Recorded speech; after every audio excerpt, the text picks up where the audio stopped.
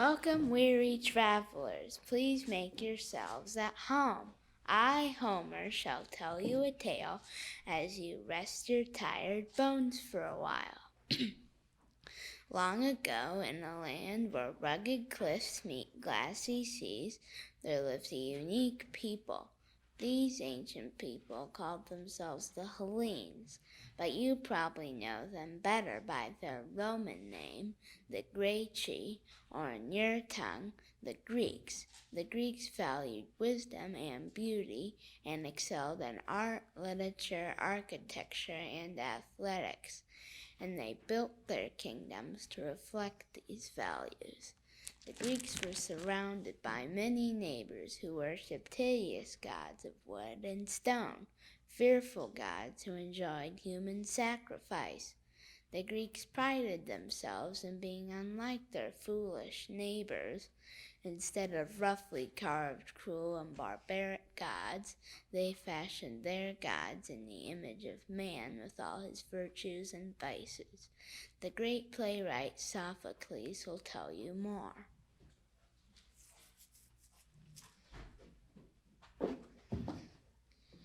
The gods resembled mankind well in both looks and manners, yet keeping in mind their love for beauty, the Greeks imagined beings who were mightier, more radiant, and wiser than mere mortals.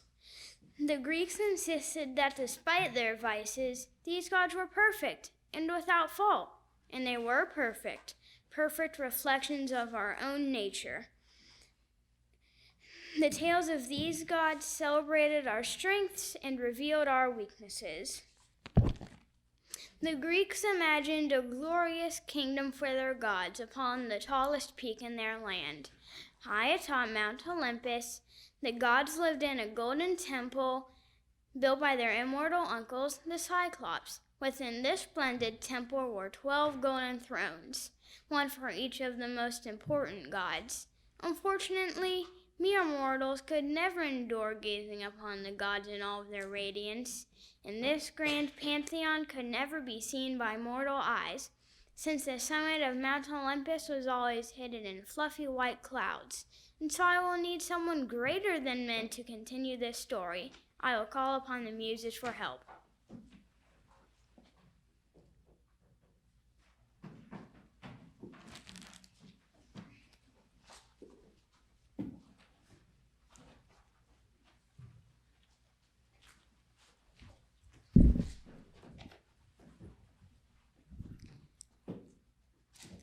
We have spoken to the gods and have good news to share.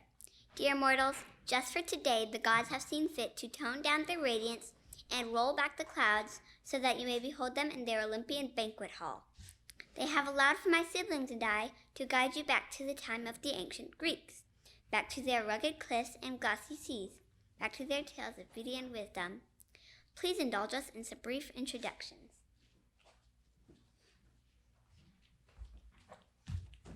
Calliope, Muse of Epics. Fortes fortuna juvat.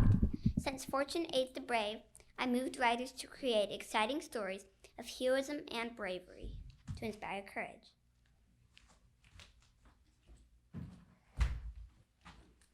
Cleo, Muse of History. Tempest fidget, time flies.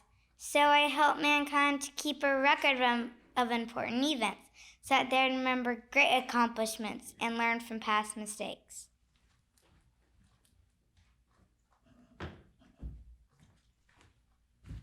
Urania, Muse of Astronomy. Life in ancient Greece could be hard, but ad astra per aspera, to the stars through difficulty. I inspired people to look to the stars and be encouraged. Euterpe, Muse of Music. Musicale tificat cor. Music gladdens the heart. Therefore, I inspired the Greeks to compose beautiful music.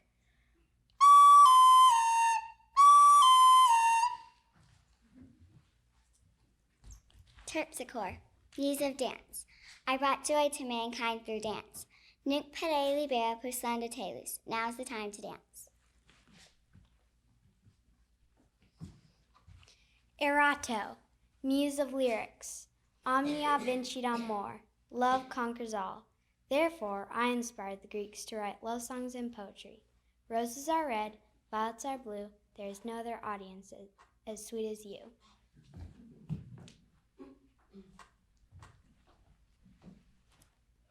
Polyhymnia, muse of hymns, I enabled mankind to write songs of praise to the gods. For qui bene cantat bis orat, he who sings well praises twice.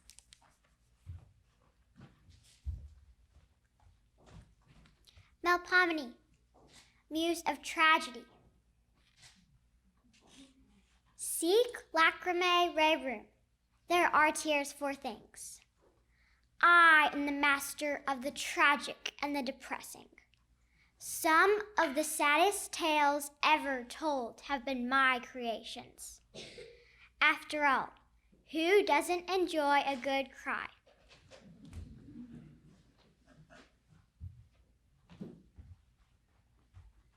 Visum tenatis amici, can you help laughing friends? Thalia, muse of comedy. Like many of you, I prefer stories with happy endings, so I lighten my sister's drama by inspiring joyful tales.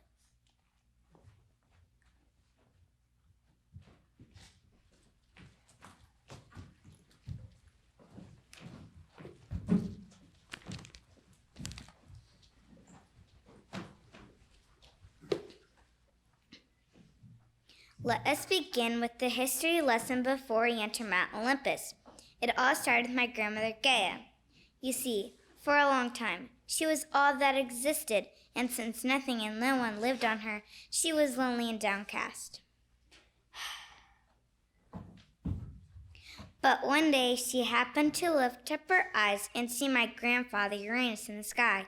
He wore a crown which was speckled with bright shining stars and caught Gaia's eye quite easily. It was not long before Gaia and Uranus were married, both overjoyed to finally have some company.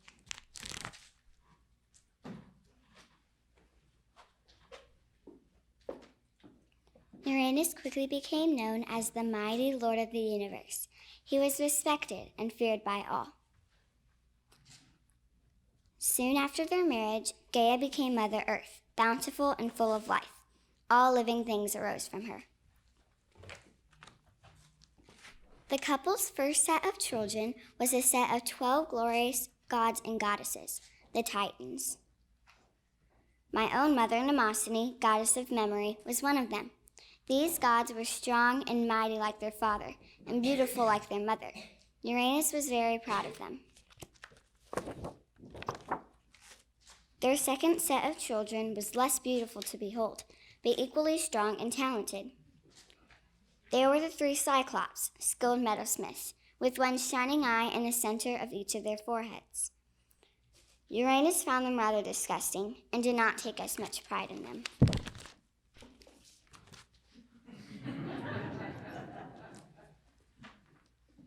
How hideous these children are!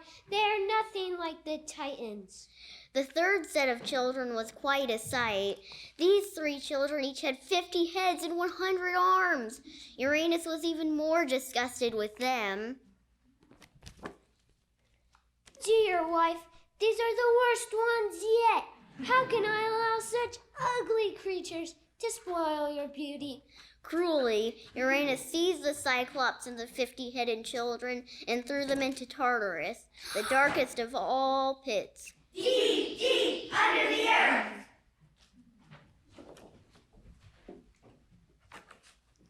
Poor Gaia was not pleased with this at all. She loved all her children and wished for them to be free. So after some thought, she fashioned a sickle and went to the Titans to ask for their help in defeating Uranus and rescuing her children. But only Cronus, the youngest Titan, was brave enough to volunteer.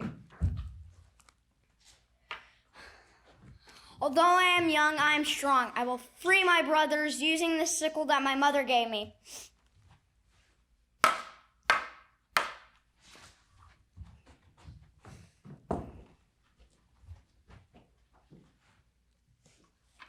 Young Cronus was now the new lord of the universe. Perhaps he will learn from the mistakes of his father and show more kindness to his offspring. Let us continue on and see.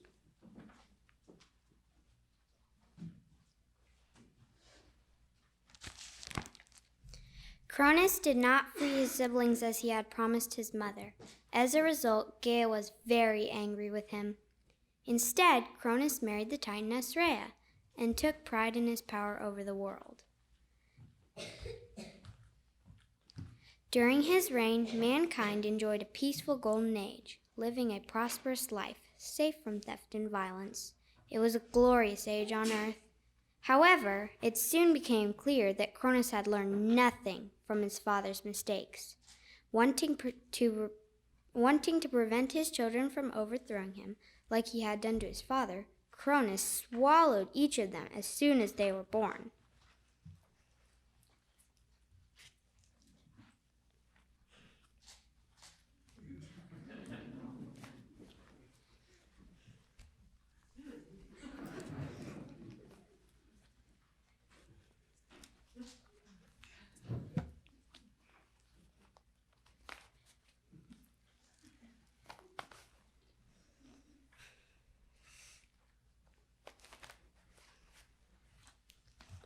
I cannot tell you how much this grieves me. My sisters have their children close by, but my children are torn away from me.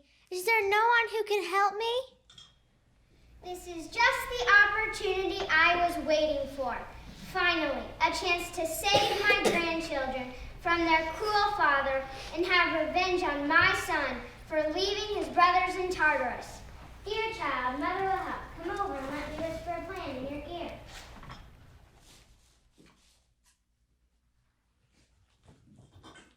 What a wonderful plan! Instead of my newborn son Zeus, I will give Cronus a rock.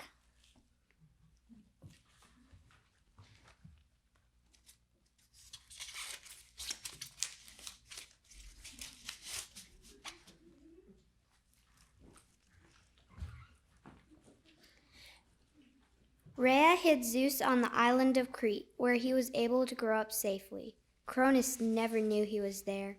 Like his father before him, Zeus, the youngest of all his siblings, soon grew to be the mightiest of the gods.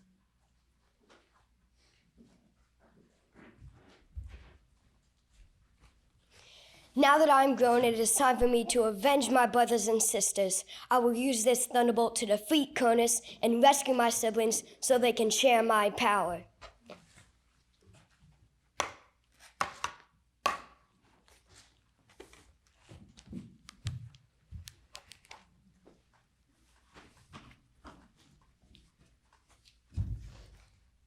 Zeus won a great victory over Cronus and became the next lord of the universe.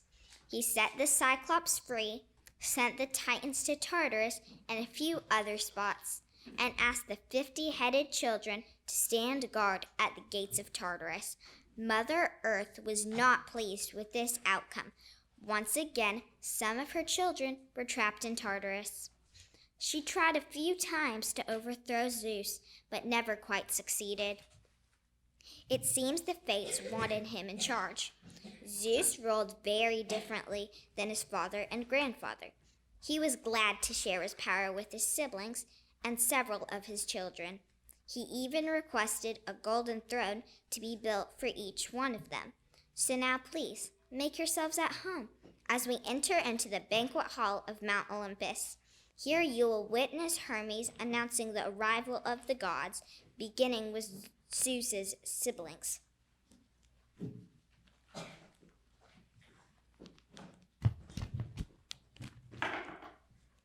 Her Majesty, Hera, Queen of Olympus.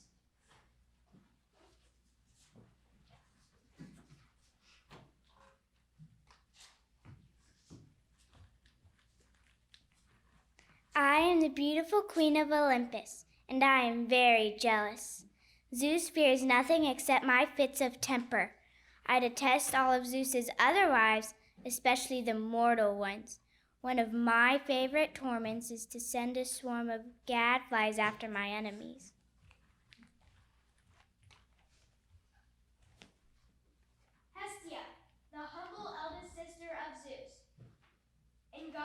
of the hearth.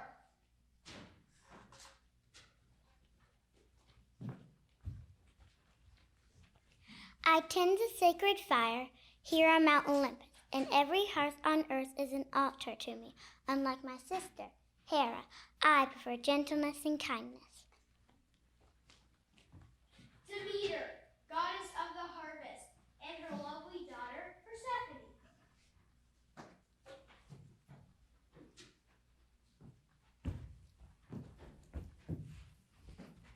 I cause all plants and crops to grow, providing beauty and food for the people of earth. My daughter, Persephone, is my constant companion. I love her dearly and cannot bear to have her out of my sight. But one day, while I was visiting Earth, she was playing in a meadow. She wandered away from me. I did not know where my daughter had gone. I searched far and wide, but could not find my precious daughter. But with the help of a swineherd, I soon discovered that she had been stolen by Hades. Hades, my gloomy uncle.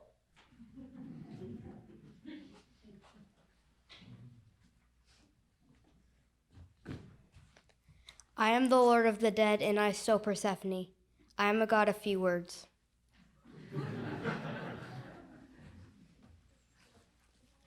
Hades took me to the underworld. There I learned that mortals fear him so much they won't even say his name, lest they catch his attention.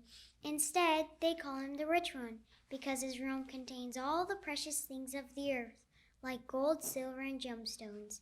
They also call him the Hospitable One, because he always has plenty of room for all who enter his gates.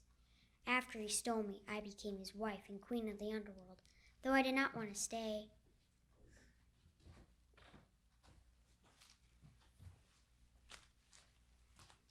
Mom!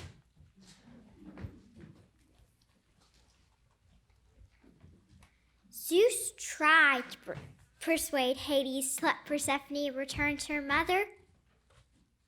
However, because she had eaten some pomegranate seeds, she was required to spend 3 months of each year in the underworld. Each year, while Persephone was in the underworld, Demeter would grieve, and nothing would grow on earth. Kind Demeter taught mankind to harvest crops and store food, so that people would not go hungry in the winter. Then, when Persephone returned to her mother, Demeter's joy would cause the whole earth to bloom, and mankind would rejoice at the return of spring. Woo! I'm glad that worked out. I get nervous about that every year. And now, Poseidon, my uncle and Lord of the sea.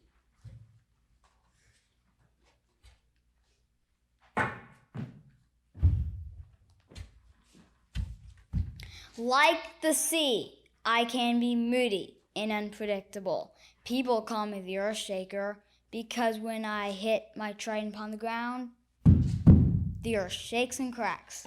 And when I strike the sea, huge waves rise up and destroy everything in its path. But when I'm calm, the sea is still. You won't often find me at home. Being the creator of horses, I'd rather race the waves on my swift steeds. Now that all my siblings are seated, I'd like you to meet my Olympian children. Hermes, who do we have first? My dear brother, the hard-working and peaceful Hestia, god of smiths and fire.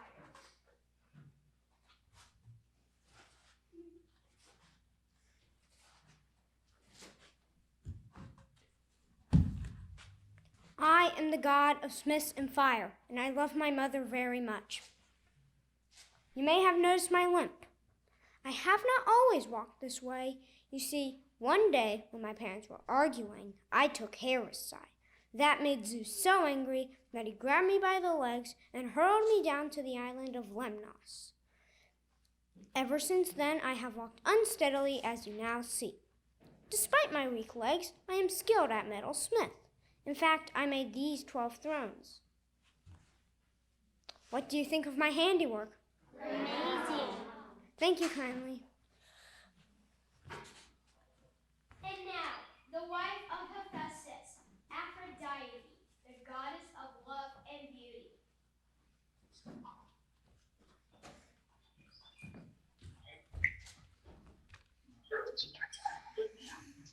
I am not actually a child of Zeus. I am neither mother nor father. One day, I mysteriously arose out of the sea on a cushion of foam. The west wind spotted me and blew me to the island of Cythera. There, the three graces greeted me and dressed me in fine garments and sent me in a golden chariot to Mount Olympus. Zeus was worried since I'm so beautiful, their gods would fight to marry me. So he chose a husband, Hephaestus, for me. To be honest, I'd rather marry the tall and handsome Aries. Well, look who it is. Aries, my tall and handsome brother.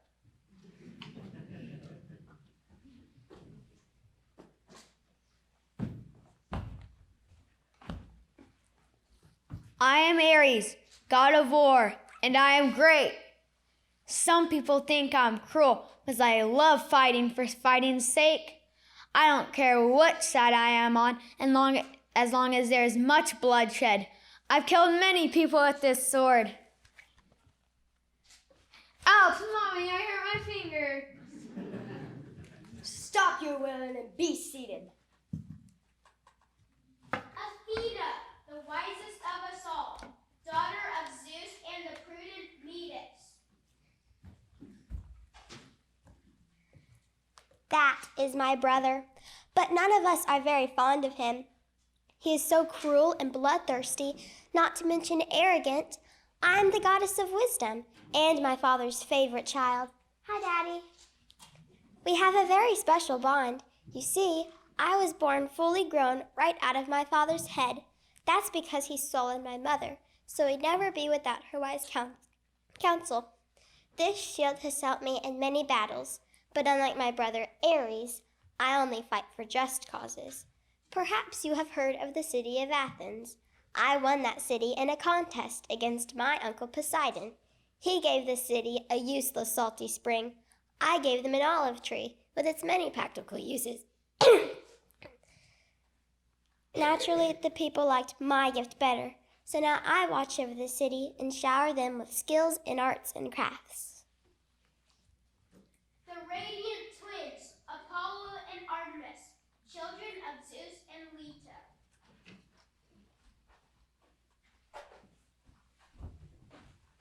I am Apollo, the god of light, music, and reason, and this is my twin sister, Artemis. I am the goddess of the hunt and all newborn creatures.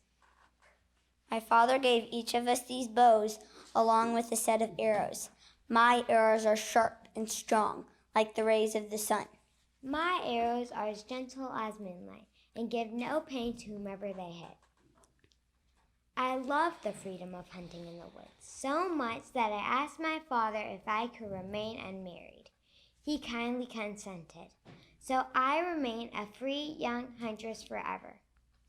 My brother and I have always been great friends, but things changed when I became friends with a talented hunter named Orion. Since we shared the same hobby, Orion and I spent most of our time together, and Apollo was just plain jealous.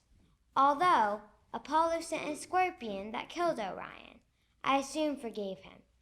Together, we fastened Orion's image into the brightest constellation of the winter sky.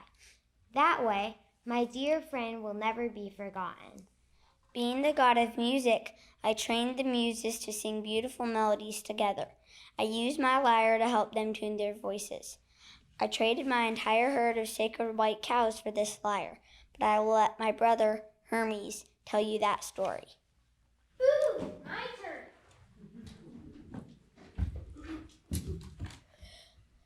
Hermes, son of Zeus and Maia, at your service.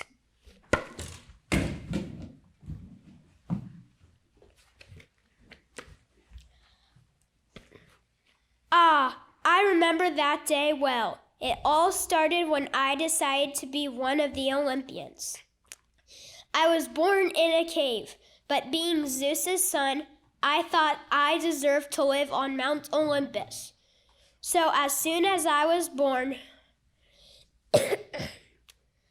I stole 50 of Apollo's sacred white cows in a very clever way.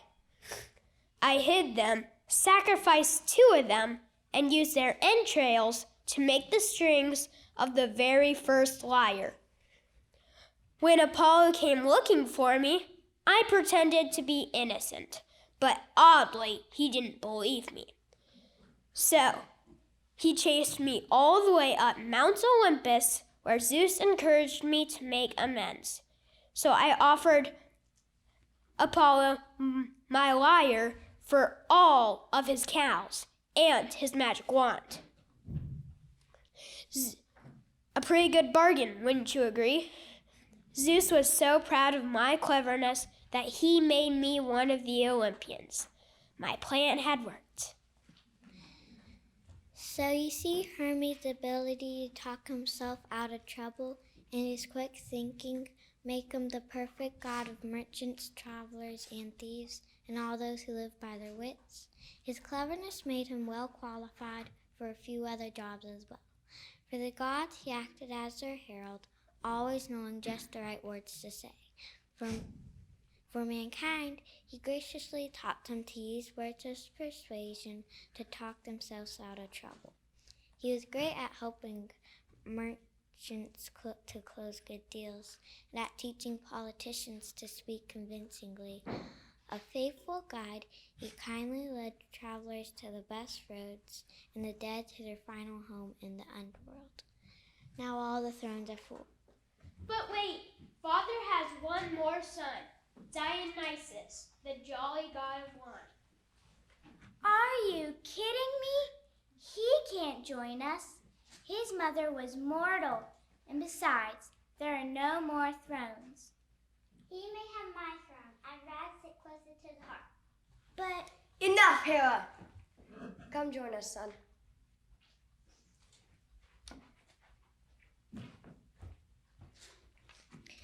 Thank you, Father, and gracious Hestia. Hera is right. My mother was mortal and died before I was born. But my quick-thinking father sewed me under the skin of his own leg until it was time for my birth. I was raised by nymphs in the valley of Nysa, where they taught me how to make wine from the grapes that flourished there. I taught my skill to mankind and brought them much joy. That is when my father decided it was time for me to come up to Mount Olympus. And now I would love to share this bounteous feast with you. Ganymede, are the nectar and ambrosia ready? Yes, ready and waiting for you all. Should we start with the nectar? Yes!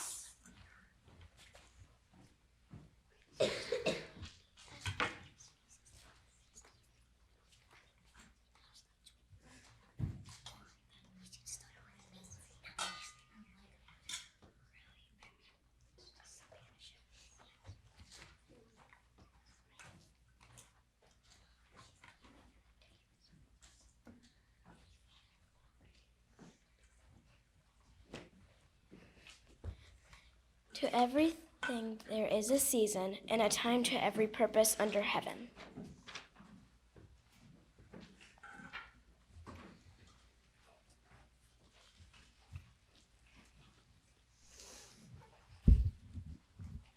The rule of the gods was not meant to last forever, and as all human endeavors, the time of the Greeks came to an end.